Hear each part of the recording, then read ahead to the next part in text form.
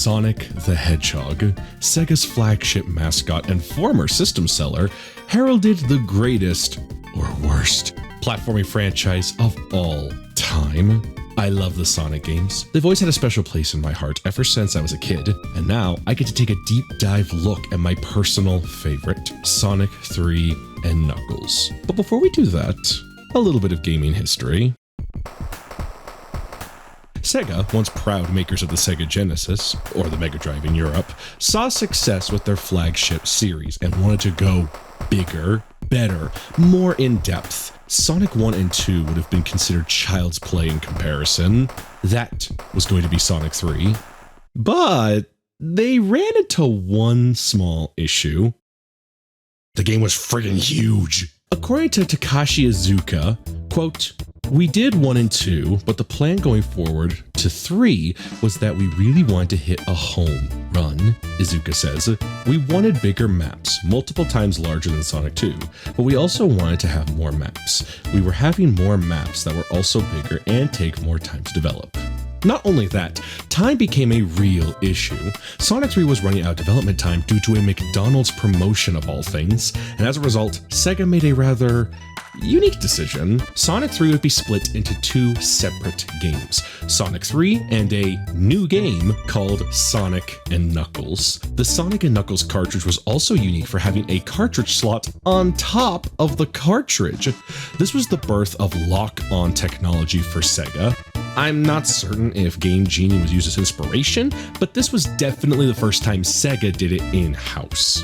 Sonic 3, and eventually Sonic and Knuckles, would both be released by the end of 1994, and putting both together brought you the full experience. For a while there, getting your hands on Sonic 3 and Knuckles together was tough. Sure, many Sega Genesis collections would include one, maybe both, but never together as a full package. I'll go more into detail on ways to play this game at the end of the video, but just know I'm playing the fan-made interpretation, Sonic 3 Air. So with that, let's dive into Sonic 3 and Knuckles.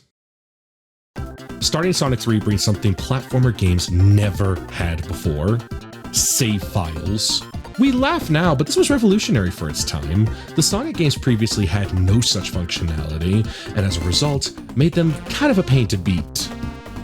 Sonic the Hedgehog 1. Even just the fact we need saves should tell you what you should expect for this game.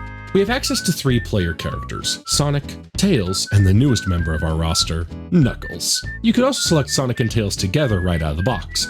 For this playthrough, I use Sonic and Tails together, but I will show some of the subtle differences with Knuckles as well later on. Starting up, we see Sonic immediately going super. You've got to understand, up until now with Sonic's 1 and 2, Super Sonic was just a cool secret. To see him flying across the screen during the intro, that's huge! Sonic immediately gets his face stomped in by Knuckles, and the Echidna takes the Chaos Emeralds.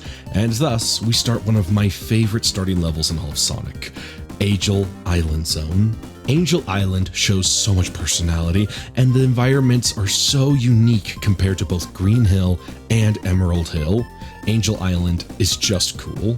Exploring the environment also shows off Sonic 3's additions to gameplay. And let me tell you this, Sonic's 2D movement was perfected in Sonic 3, bar none.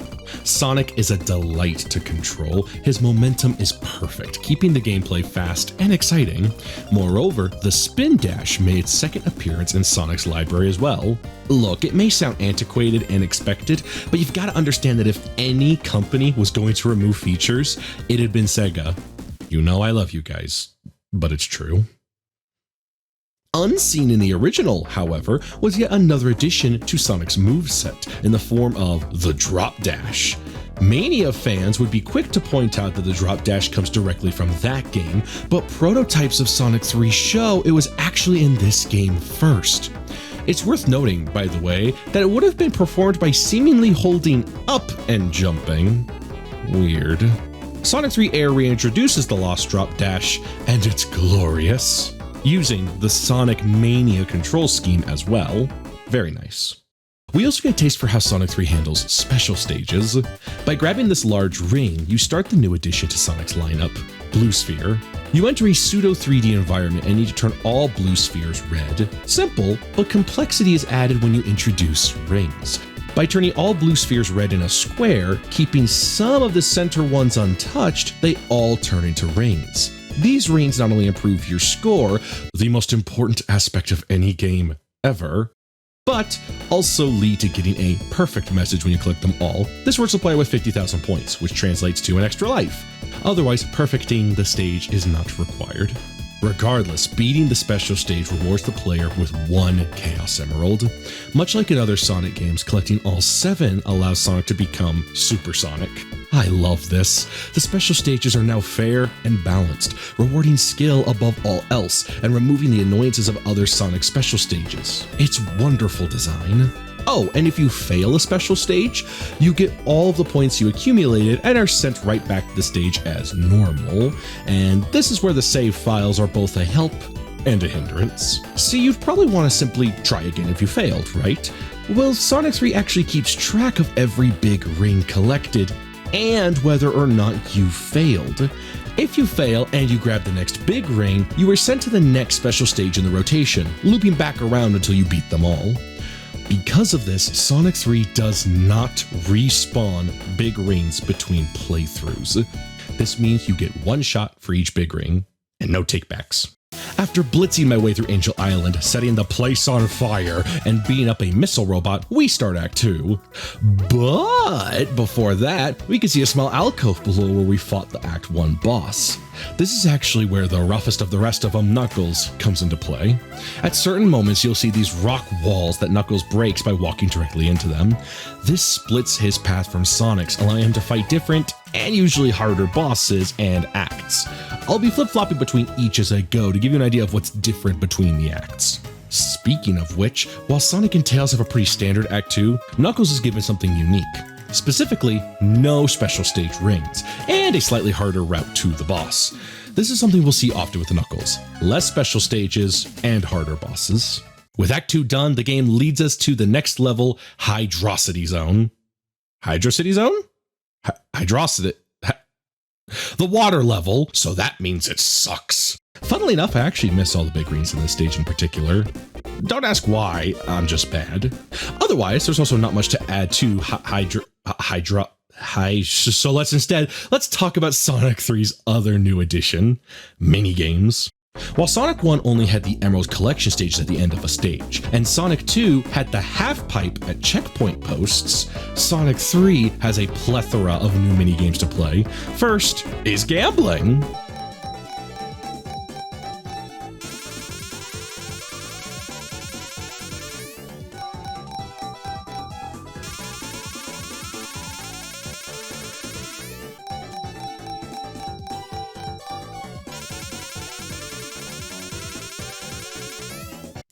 Talk about it. Then you've got this toy vending machine where you bounce along the sides to get stuff out of the top. Finally, you have this psychedelic pinball thing? You use these balls of energy to launch yourself upward, collecting stuff all along the way. Out of all the mini games, I found the vending machine to be the rarest and the pinball weird thing to be the most common. Also, I mentioned stuff. You can collect rings, lives, and most commonly, the elemental bubbles. Fire, water, and lightning shields that protect you from one hit, and have passive abilities. Fire protects you from, well, fire, and allows Sonic to dash horizontally after a jump. Bubble allows Sonic to breathe underwater, an absolute godsend, thank you! Also, it lets you bounce after a jump. And lightning is the best, hands down. It attracts rains and gives Sonic a double jump. It's almost essential when rocking Supersonic. Now you may have noticed I referenced Sonic in particular. That's because Tails and Knuckles can't use the double jump abilities of the shields. Mostly because they already have movement disrupting abilities, so it works, I guess. Speaking of which, after devastating the water level, we end up in Marble Garden Zone. What's fun about Marble Garden Act 1, aside from its insane verticality, is the plethora of big rings. To put it into perspective, with the knowledge that collecting a big ring after having all 7 emeralds gives you 50 rings, there are enough big rings in Act 1 alone to get all the Chaos Emeralds and get enough to become supersonic afterwards. This place is massive. A sprawling jungle of spikes, floating platforms, and big greens galore. Naturally, I got the rest of the emeralds here, allowing me to become supersonic. And he's amazing to play. He's fast, he's immortal, and he...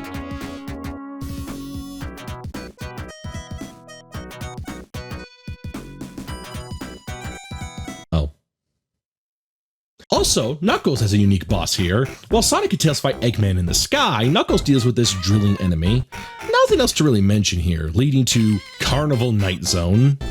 It's your standard affair casino-inspired level, classic for Sonic fans. If it seems like I'm zipping past some of the levels, it's mostly because, and I hate to say it, but there's unfortunately not much to say about these levels. Sonic 3 has expert level design, no question about it, but without the controller in hand, there's not much for me to say about them.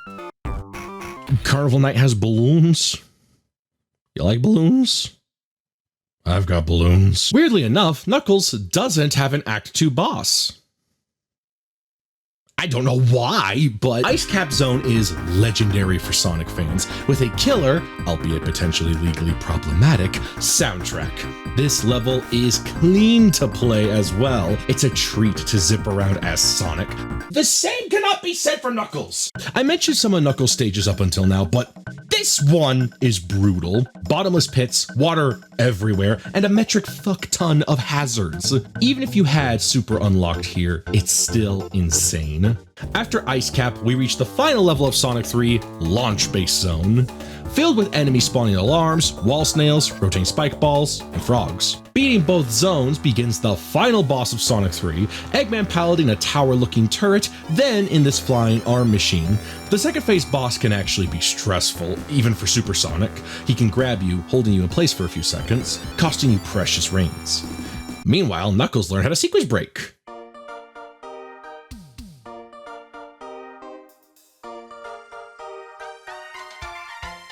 Oh no, I'm stuck.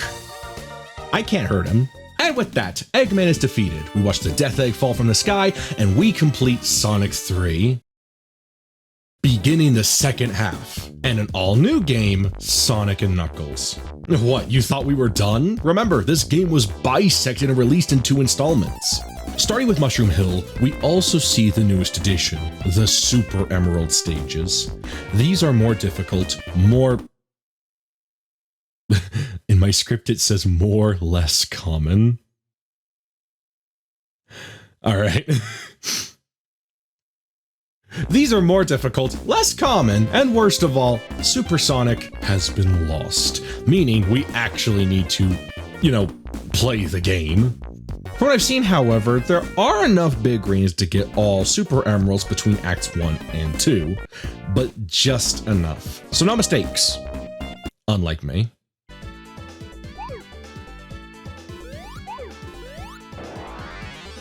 Knuckles stage is, refreshingly, slightly different this time, so much so it's barely worth mentioning. Beating Mushroom Hill, we move on to Flying Battery Zone. This zone is my favorite. The music is awesome, the level design is unique compared to the rest, and it's also really tough. But, surprisingly, not a bad kind of tough. I usually complain about when a game is unfairly difficult, Gary, but Flying Battery isn't unfair. It requires something Sonic fans might not be too familiar with: patience. Also, shockingly, Knuckles' stage is almost identical. Finally, justice. Flying Battery leads into, oh god, no! Sandopolis Zone is the bane of my Raptor roll let's play for Sonic 3. Twists, turns, and running the clock down being way too common leads Sandopolis to being a pain in the neck to play through. It's also full of gotcha moments where the game locks you into a death if you try to go for treasure. And Knuckles doesn't get any special treatment, with straight up puzzles breaking the flow of the stage. To give you an idea, I got the rest of the Super Emeralds and couldn't even use Hypersonic here. Oh yeah, Hypersonic. When you recollect all the Super Emeralds, you don't get Supersonic, you get Hypersonic. With an RGB color cycle and after images left behind, he is undoubtedly the ultimate reward for Sonic 3 mastery. With the bane of my existence leaving scars in my mind, we move on to Lava Reef Zone. If you have a fire shield, no biggie, but as soon as you lose that shield, you're fucked. Also, if you're bad like me, Knuckles, once again, has no Act 2 boss on this level, par for the course at this point. After that, we get the filler levels of Hidden Palace Zone and Zone. Hidden Palace Zone is a glorified cutscene where we learn lore? Does this count as lore? Zone is basically Flying Battery Zone, Act 3, with a ruined theme.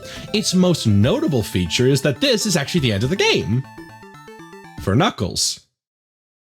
Yeah, so Knuckles gets a unique final boss compared to Sonic and Tails. Sonic, Tails, and Knuckles all fight the fan favorite Mecha Sonic, but only Knuckles can fight the secret second phase, Super Mecha Sonic. This boss is tough, mostly because you can't use Hyper Knuckles here, but thankfully, you do have 3 rings to tide you over, making it at least fair. Sonic 2. While Knuckles flies off into the sunset, successful in his mission to save the Master Emerald, Sonic and Tails face their final level, Death Egg Zone. This level isn't too tough, but has a lot of gravity shifting, flying ramps in these golden rings, and getting stuck on the floor. Oh, no. I've gone in the floor. The boss of Death Egg Act 1 is pretty easy with Hyper, which leads to the Act 2 boss. The Act 2 boss is not great, but otherwise harmless. It's a boss you can't damage yourself, but rather need them to hurt themselves with their own shots. So a complicated version of Bowser from Mario World. This leads us to the true, actual, final boss. Thankfully, this isn't a new act, so you can take any rings you have with you into this fight with the giant Death Egg Robo, which is great because he's really... oh. Good. So yeah, this is it. The boss starts fine, but gets harder as you go, starting with trying to crush you with their fingers to firing snot rockets of fire at you. It requires patience and making sure Tails doesn't kill you. Once you bully Eggman's latest and greatest a bit, if you have the Chaos or Super Emeralds, you can start the final boss, Doomsday Zone. Now, Sonic is chasing Eggman while in their super form, collecting rings all along the way as you try and knock him out of the sky. And it sucks. You can't hurt the boss itself. Again, act surprised. You instead need to redirect Eggman's missiles so they hit him back. And then start the final boss. This is getting out of hand. Now you need to crash into the missiles and knock them back into Eggman, causing the Death Egg Robo to explode. And with that, we did it.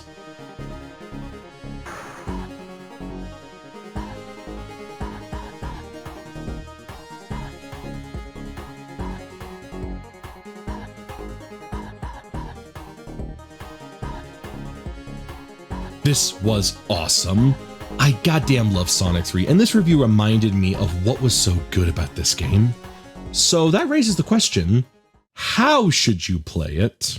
In my mind, there are 3 primary ways to enjoy Sonic 3. The original version, made available on virtual consoles and old game collections, ROM hacks and reinterpretations, and the modern re-release in Sonic Origins. The original version can be found on collections like Sonic's Ultimate Genesis Collection for the PS3 and Xbox 360. The only issue with this version is that it's not the whole package of Sonic 3 and Knuckles. It's just Sonic 3, and Sonic and Knuckles is separate. There was also the Expert software port for Windows 98, now considered abandonware. It's what I played growing up, and it works well. I don't know how it plays on modern systems, so play at your own risk. Then again, you could always buy the cartridges. I wonder how much they cost. Oh, hey, that's not bad. After that, you could play the ROM hack Sonic 3 Complete. Complete is a mashup ROM that combines both games into one ROM file, which is actually needed if you want to play this on the Genesis Mini console. Honestly, it's pretty good. For years, this has been the standard bearer. That is until a new challenger approaches, Sonic 3 Angel Island Revisited. I could go on a whole bit about how Sonic 3 never got the Android iOS remake treatment that the other 2 games got, but we'd be here forever. All you need to know is this. Currently, this is the best way to enjoy Sonic 3, bar none. It's modern, it has features players care about, such as infinite lives, no timeouts, and advanced special stage options and gameplay tweaks, such as the aforementioned drop dash from the start of this video. Modding support, achievement, God, it's just so good! And best yet, it requires you to supply the game files yourself, meaning it's safe from Sega's potential ire for piracy. Unfortunately, Sonic 3 Air wants the Steam version of Sonic 3, and well...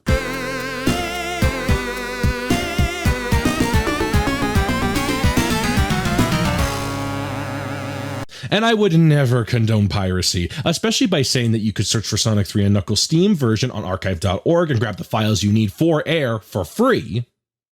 Definitely not. Especially since there is one other option, the modern re-release in Sonic Origins. Now I know the issues with Origins, don't get me wrong, but this version is absolutely playable with many of the modern creature comforts that Air included, such as infinite lives and the drop dash. However, I can't deny that comparing the two, Air is still the better offer. It runs better, it looks better, and it gives you the choice to turn lives and time on and off, unlike Origins, which keeps them off by default. But that being said, Origins is still good. If Air isn't an option for you, play Origins.